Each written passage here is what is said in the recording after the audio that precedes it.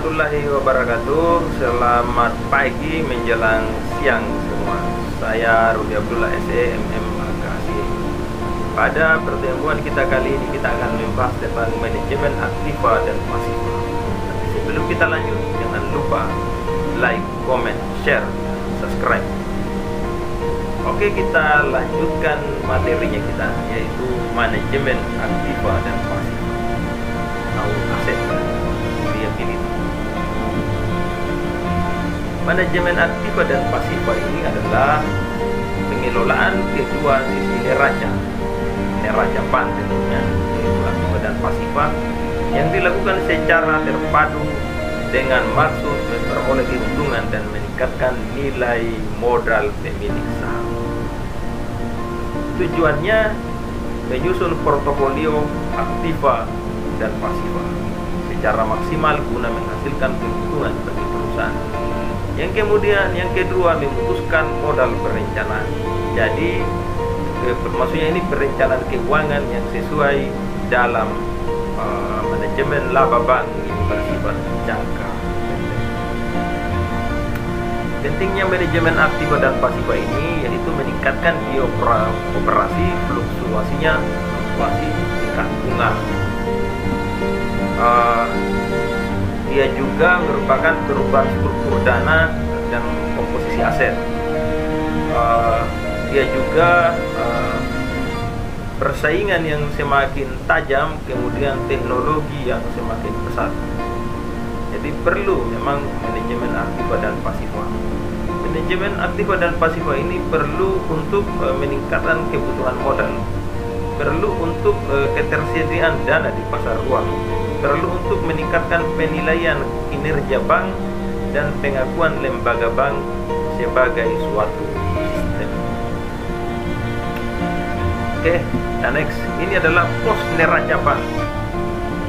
Kalau pos aktivanya ada kas, giro PI, giro pada bank lain, surat berharga, ada kredit yang diberikan, ada penyertaan, ada pendapatan yang diterima, biaya dibayar di muka, uang muka, pajak, aktiva tetap, aktiva sewa guna usaha, dan aktiva lain-lain. Kalau pos-pos pasiva, giro, tabungan, deposito berjangka, sertifikat deposito, surat berharga yang diterbitkan, pinjaman yang diterima, kewajiban sewa guna usaha, beban yang harus dibayar, taksiran hutang, pajak, kewajiban lain-lain, pinjaman subordinasi, modal pinjaman, hak minoritas, dan ekuitas itu adalah ada di sisi pasiva dan di sisi aktiva. Oke, kita next. Dilema dalam manajemen aktiva pasiva bank. Jadi di sini bisa dilihat bahwa profitabilitas itu di dalam bank itu tentu akan mempengaruhi liabilitas dan juga sebaliknya. Earning itu juga akan mempengaruhi safety, begitu juga sebaliknya. Jadi manajemen bank ini dituntut untuk memaksimalkan penggunaan dana, namun pada sisi lain harus pula memperhatikan tingkat keamanan aktivanya dengan memenuhi ketentuan-ketentuan yang diatur penguasa moneter. Ini adalah keadaan yang dihadapi oleh perbankan. Oke, saya lanjut. Nah, dalam manajemen aktiva dan pasiva ada yang disebut dengan pool of fund approach.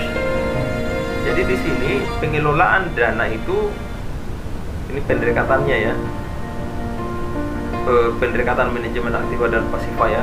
Jadi di sini pengelolaan dana bank dengan tidak membedakan jenis dan sifat, jangka waktu, serta biaya masing-masing sumber dana untuk selanjutnya dialokasikan berdasarkan prioritas strategi penggunaan dana bank. Coba kita lihat. Di sini ada demand deposit atau giro, time deposit, deposito itu sendiri, saving deposit itu tabungan, capital fund itu modal.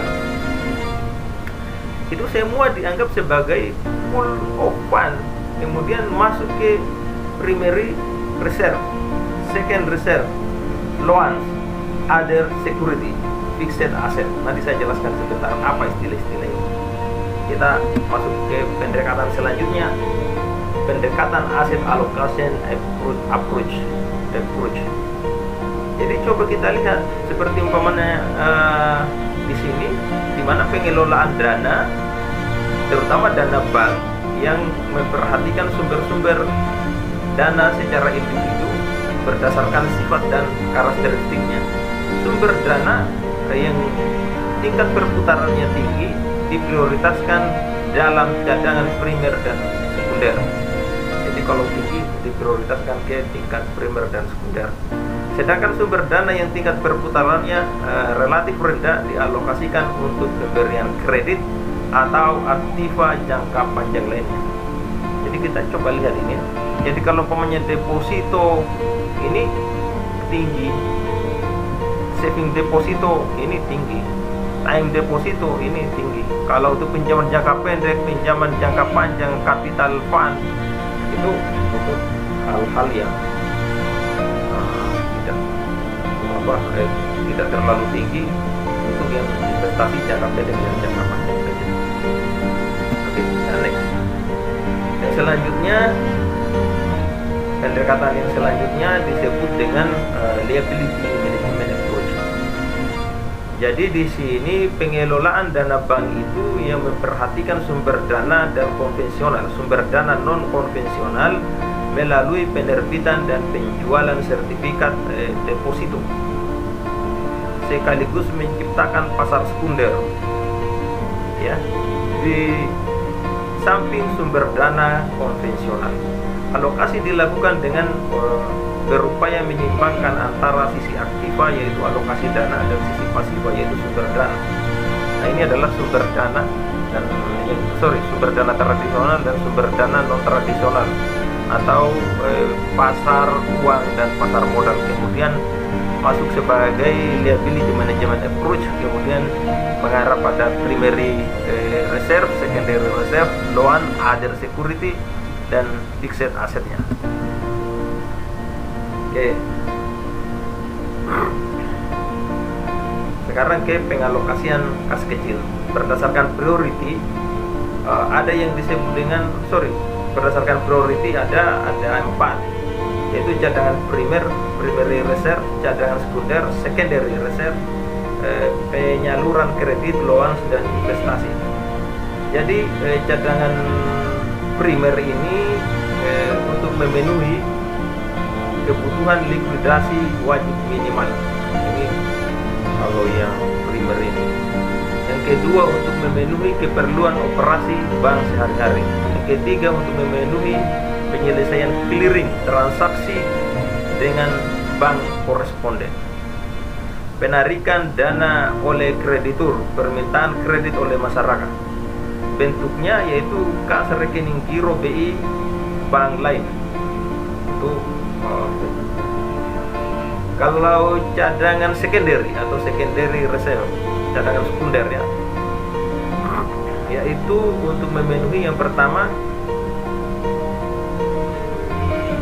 likuiditas musiman dan kebutuhan kas jangka pendek. Yang kedua, kebutuhan yang sulit diprediksi sebelumnya.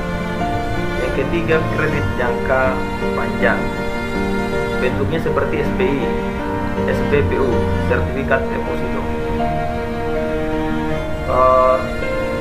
Kalau penyaluran kredit ini merupakan sumber pendapatan utama bank ya.